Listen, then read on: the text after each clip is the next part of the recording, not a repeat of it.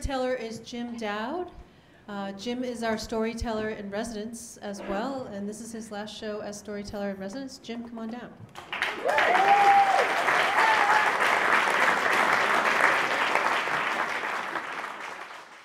Thanks, everyone. I want to just thank Maureen in particular and Henry for making this thing happen. It's been a real honor to have been the storyteller in residence, and I'm super stoked to whom it's being handed off to. You'll be told later. I'm not going to blow the surprise, but you're in good hands, people. So sometime immediately after college, I'm on a bus leaving Mexico City, and what we're doing is my buddies and I have made a sound economic decision to climb a mountain in Mexico called Popo Orizaba, which is 18,000 feet almost high. And this actually is a sound financial decision because based on our bar tabs at the time and the crash of the peso, this is actually a smart thing to do. And also, I was kind of in that annoying young male bearded phase where life in the 21st century is not challenging enough. We need to be challenged, mountains and nature. And I was reading a lot of Tennyson, and it was, I'm sorry, the only one person in the room actually knew me then, and I want to just throw out an apology to that. But so we're cruising along in this bus to go be challenged. And I remember the bus stops on the outskirts of Mexico City, and there's like large dumps there, large piles of trash, with one difference from that one in Danvers we used to have, which is that there's lots of people living on these piles of trash. And there's kids from this dump. They're living in shanty towns of cardboard and garbage bags, and they come swarming the bus to sell us fresca. So I buy frescas. And if I actually believed anything that I actually was reading or saying, then I should have just sold everything and gone to work for these kids. But instead, I just bought some frescas and said, "Sorry, kids, I have to go show what being challenged in the 21st century is like. Sorry, gotta go." Sorry, climb the mountain. And we take the bus up to this town, and what you do is you're supposed to we have a guidebook, right? And there's no internet, right? So the guidebook tells you what's going on, but there's been an earthquake, so things are different, and the buildings are gone, and roads are different, so things are quite matching up. And you're supposed to go to this town, and you're supposed to hire a van, and the van takes you up to this pass called the Tlamacas Pass, and then you hike for a day because we're going up to 13,000 feet where this hut is, and you hike up there, and you kind of get acclimatized and the whole bit, and then then you start your climbing situation from there. Well, we can't find this van place, and nothing kind of matches up, but there is a dude with a 1972 Chevy Nova. Right? And that whole Mexico didn't have Novas because Nova, I mean, that's bullshit. That's not true. This guy had a Nova, and he was like, "I can get you up to Tlamacas. We're kind of talking, and we're going, "Oh, sure, he's going to take us." So we got up the trunk to put our stuff in there, and it's full of fresca, crates of fresca. Fresca things are closed out. So we just kind of pile into this van, this car, and we just go blazing up these roads, which kind of go to this sort of decreasingly excellent situation. And what's amazing is we're ice climbers, and this is the scariest thing that happens, in the whole, we're just kind of going around these corners and up things, and trucks are one-lane roads, and the mariachi music is blaring, and there's no seatbelts, and we're going around these corners, and I'm thinking, okay, just, dude, you're Mr. 21st century living in, these people aren't going to kill themselves.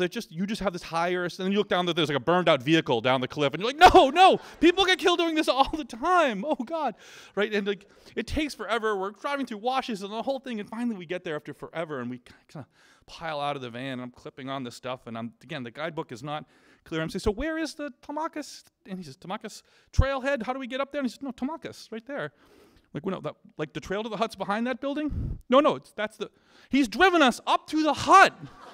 He's gotten us out. Do you ask, do we have him drive us back down? What do we do here? Do we? Shit, all right, so we put the packs on, and we suspiciously clean and not sweaty, hike into the hut. Hey. And, these huts are the same all over the world. Everyone reverts to their worst national stereotype in these huts, right? We're the Americans. We're loud and can't handle our liquor. And there's a team of Germans there, and they're singing songs that are probably about ponies and clouds or whatever. But it sounds like the Poland should be nervous because they're Germans singing, and it's just always terrifying, right? But we're doing our acclimatization hikes from there, and you kind of go up to different altitudes and stuff. And at some point, the Japanese show up, and the Japanese have oxygen bottles, so they're wearing oxygen, which is unusual. And we find out that the Japanese are trying to do the mountain in a weekend because the Japanese don't get a lot of time off, and they've got a long weekend, and so they're And they hiked up. They did the hike up. Like, they actually did they didn't go around. But they were going to try to summit the next morning, which was our summit day. And with the oxygen thing, we're like, okay, well, good luck, guys. And so that's cool. Next morning, everyone gets up at like 4 a.m. and we climb. I mean, so like the climb is actually not that interesting. It's a glacier. Everyone should check out a glacier before they're gone. They're very cool. But there's like a sort of the mountain part and the glacier part. And I remember standing on the summit of this 18,000-foot volcano. We're above the clouds, standing there, and I'm just thinking, this is a triumph of engineering. I'm in a Gore-Tex jacket, I have titanium ice screws, and I'm just looking at, and this guy walked up to me and said, Fresca? And there's a guy, he's like this tall, he's a native Mexican, like Mexican Indian, and he's wearing huarache sandals, and he's selling Fresca at 18. I mean, I bought a Fresca, right? I mean, like, I was in need of refreshment. Yeah, for Fresca, thanks. Kind of put the buzz on my man against nature. Do you come up here all the time? Okay, it's Fresca. So then we descend down the other side of the glacier, just kind of this thing, and like all the teams are coming and going and doing their whole things, and we're down there. We get to the bottom of where the glacier meets sort of the regular part of the volcano again. We're kind of on this call, and there we run into one of the Mexican guides that we'd kind of been hanging out with, fairly solid dude, and he is with one of the Japanese teams, a woman, and she has the worst case of high altitude cerebral edema I have ever seen. She can no longer walk. She's like staggering. Actually, the way you're supposed to actually tell if someone has this particular syndrome is you ask them like questions like, "Who's the president right now?" And we don't ask that question anymore because it just enrages people. But she was no way for us to do that kind of like level of consciousness thing. But she was clearly effed up. She's a mess. But he's got to get back to the Japanese team because things are a mess at the Japanese team, and he's got to get back to them. And we have a medic on our team, and we're pretty solid. So he hands her off to us, and he barrels. So we kind of with our climbing gear make a backpacky thing, and we're carrying her down the mountain. And now it's dark, right? And we're trying to get her down because the only way to treat this syndrome is descent in altitude. And she's heavy. I mean, she's Japanese. She's not huge, but she's big. And we just climbed an 4,000-foot mountain, dude. And so we're coming down, like. But fortunately, who shows up? But Fresca guy coming down the mountain. He's got like a headband, and he's like crate of Fresca. He's bringing down the mountain, and son of Fresca guy with the other crate, right? They're like we give Fresca guy $20. I'm like, hey, can you help us get this woman down to a hospital? We need to get her to a hospital. He doesn't speak Spanish or English, but we get the word hospital kind of there. So son of Fresca guy drops his crate and starts barreling down the mountain, which is good. He's going to go get the rescue team. Fresca guy grabs the Japanese woman, and he starts going down, and it leaves us standing there with these crates of Fresca. And I gotta leave it there. I mean, like this guy's living and it's littering, so we pick up they're heavy, dude. They're heavy. They're heavier than the Japanese woman. They're actually harder to carry. I just paid a guy $20 to make it harder on myself. We're like staggering down the mountain with this fucking crates of Fresca. Like, oh, this sucks. But eventually, we see down at the hut, like these lights have left the hut, which is good. So a team is coming, the rescue team's coming, and this is good. And so the team's coming, and it's a vehicle. It's a vehicle's coming up. Of course, they have some kind of 4x4 to get the team up as high as they can get from up there that they can then proceed. That makes a lot of sense. No, this vehicle's coming straight up the mountain. It's driving up this alluvial wash that comes off of the glacier. It's like this kind of it's like coming up it's the taxi. It's the Nova. The Nova has come up the mountain. We basically called a cab is what we had done. And so we the Nova spins around and we shove her in there and Tony, the medic, gets in there, and then Fresca guy crams the Fresca crates in there because he's not going to carry that crap anymore. And then he can't fit, so he closes the door and we go barreling down the mountain, right, to get down. And the plan is and this is now terrifying. I'm like, how did my climbing trip turn into a road trip? We're blazing over, jumping things. This is insane. And we're going to get to the hut, and Tony's going to run in, our medic's going to run in and get more oxygen, and we're going to get out, right? And then they're going to go down to the hut, down to the hospital. So we're blazing down to about 4 a.m., and that's when the teams get up to climb, right? So at 4 a.m., people are getting up to climb, stretching and stuff. And this Nova, out of nowhere, just pulls up, blazing mariachi music, doors open, people jump out. This red-headed English guy, our medic, runs in to get oxygen. We get the Fresca out, and then doors close, takes off, and we're standing there, and all the Germans are staring at us and the people, and my buddy Danny just goes, "Anybody want a Fresca?" Thank you.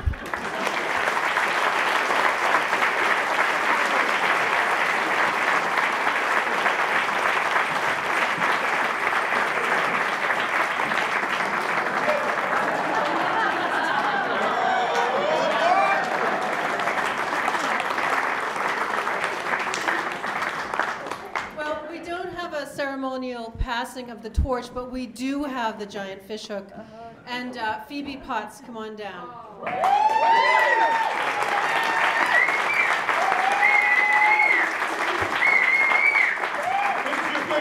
Without it, you are nothing.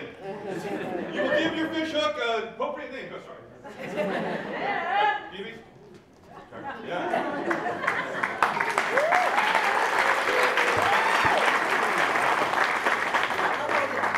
I promise not to use it on you. Okay. But Phoebe is our new storyteller in residence. Yay!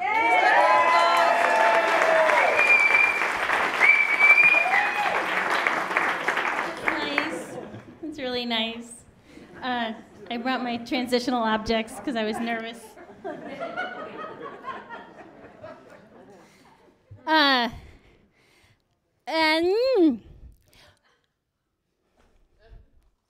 My road trip story is a love story.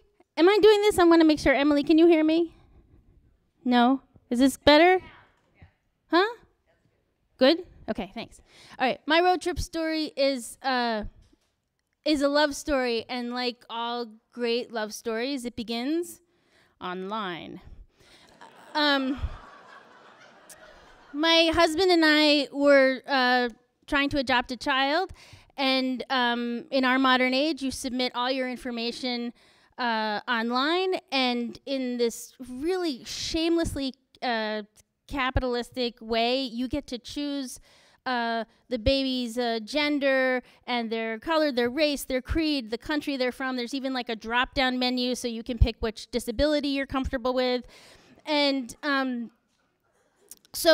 and you submit a profile about yourself, and then you get a referral of a baby, God willing. And so you can imagine my profile, married, white, female, Jewish, enjoys traveling, gardening, and complaining, seeks baby to preferably infant, human, still in utero, to love and to cherish and to fill her yawning chasm of unmet needs. And the baby's profile is much more simple. It's just baby needs at least one living parent. And so Jeff and I receive a referral for a baby boy in Ethiopia. We fly to Ethiopia, and like you guys, I've been raised to be a consumer, and the adoption process definitely treats you as a consumer. So when we get off the plane in Addis Ababa, the first thing I see are all the Ethiopian babies. And I'm kind of like, I'm looking at melons at the Whole Foods, like, oh yeah, no, that was good. Oh, I like that one. That one's good. And then it doesn't occur to me for a good 10 seconds that these babies are attached to Ethiopian adults. And I have this weird thought, which is like, wow, they made their own. Like, that's so cool. Like, this is a whole do-it-yourself thing. And then it takes me 3 more seconds to see them, to see these clutches of white people, the Jeff and Phoebe doppelgangers. So same socioeconomic demographic, same Tiva sandals, same reason for being in Ethiopia. Just they're blonde and blue-eyed and from Dubuque, so not Jewish and minus the stormy outlook. And one of these women looks pointedly at me, but says to her husband, I hope we see Jedediah tomorrow. And it's an invitation to compare notes about the adoption process, which normally would be really valuable, except that I hate her because I hate myself, because I hate adoption, because I hate that we're white people coming from one of the richest nations in the world to one of the poorest African nations to essentially buy a black child. And the reason that we're able to do that is because hundreds of years before, white people from our country came here to either steal or buy black people. And no one has talked to me about this, and yet it's been rising in my gut as a real fear and neuroses, and you can imagine all what else. So I'm like this, and Jeff whisks me into a taxi, and we get to the guest house where we're staying, and we're met by a young Ethiopian woman, a law student, who is mercifully named Mercy. And As soon as she utters just a few sweet syllables of welcome, I spill it. I'm like, what is this like for you? To see your most precious resource, leaving your country like so many melons. And Jeff has just finished saying hello to her, so he still has that frozen smile. And he's like, please stop talking. And but Mercy mercifully says, would you like to meet your son tomorrow? Yes, I would like to do that. So the next morning, we're bouncing around in this old Toyota van and minivan, and we're leaving this huge city, Addis Ababa, and we're headed into the countryside. And there's acacia trees, and there's flower farms, and there's Chinese auto part factories, and there's a Canadian monkey, and there's like these herds and herds and herds of camels up on this ridge. And we're feeling buoyed. We feel hope. We feel like Leo and Kate in a movie where we're okay with our imperialism. And we stop at a lake, and there are women and children who are collecting water, and for some reason they've segregated themselves from this acre of storks. And you should know about me that when I see animals, not human animals, all the rest of them, my instinct is to want to hug them. So I approach the storks, and the storks are about my height, so a little over 5 feet. But I don't think anybody's informed the storks of their height, because I walk toward them and I say the few phrases of Amharic that I know. Salamno, dinanesh, dinanuni, because of course storks would speak Amharic. And they like awkwardly sidestep away from me like 6th graders, kind of like, oh, the giantess is speaking to me, like this. And it's really uncomfortable, so no hug. So we get in the car, back in the van. We drive through the countryside. We end up at this place. We retrieve the baby. Which changed our lives forever. Blah blah blah blah blah. We put the baby between us. Put the baby between us. And on the way back, the camels that we had once seen on the ridge are now next to the road. They're just flooding the areas next to the road. And so Ashetu, our driver, and Mercy have stopped the van because they think, these Americans are going to want, to try that hug thing again and get a photo. And what happens next, Jeff and I remember very differently. Jeff remembers that a man comes out from the camels, galloping up on horseback, looks in the window of the van, starts yelling in a language that none of us understand, including Ashetu and Mercy, pulls aside his robe, takes out a revolver, waves it in the air, and we all yell, "Drive!" And Jeff takes the photo. What I remember is that a man walks up right out of the Old Testament, green eyes flashing, looks in the window, sees these 2 white people, this little black baby between them, and starts yelling at us in a language that nobody in the van understands, except I am picking him up on a very high frequency, and so I know exactly what he says.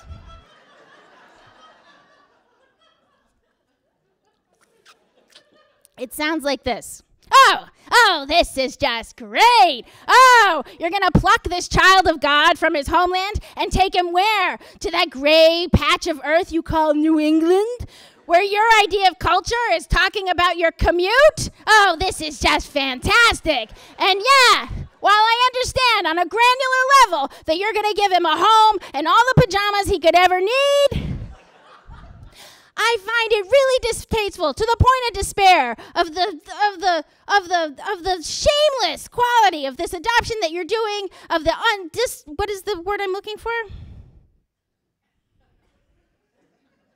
Sorry, it's gone. It's totally gone. He was really mad. He yelled at us like this, and then he says, and if you think one blurry picture of camels is going to connect him to his heritage, then you're worse than those earnest photographers from National Geographic who never tip.